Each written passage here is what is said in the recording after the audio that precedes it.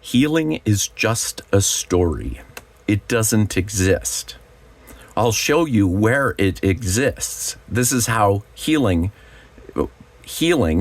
works, is that you have problems in your life, patterns in your life, and you finally get some advice, and then they realize that you had some kind of trauma as a kid. And then they introduce the idea of healing to you, and you're going to heal from this. So now this is your relativity point.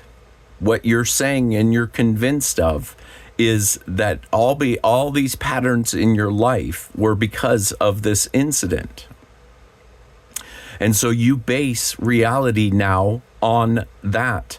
And because you're assigning the idea of healing, which is a verb that continues to go on, then all you're doing is bringing the story with you.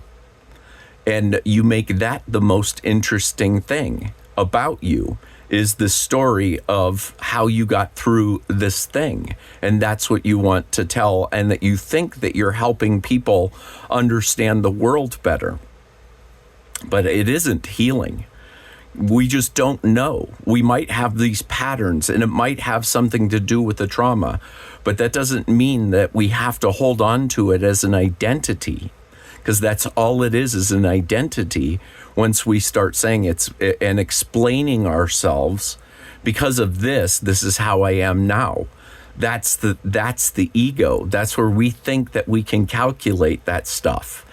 And that is the confusion in the minds. There is no healing. There's getting through tough times, but it's completely different. One is through processing in the mind and keeping a mind story going, and the other one is feeling it. Oh, something in the world is off.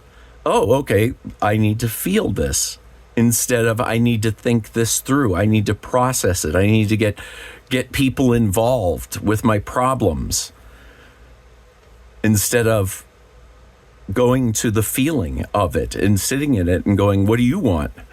What are you here for? And it is that silly. That's what that is. A better attitude is to have a silly attitude. It's like, oh, I'm feeling off. What are you here for? Instead of running in a story about thinking it through.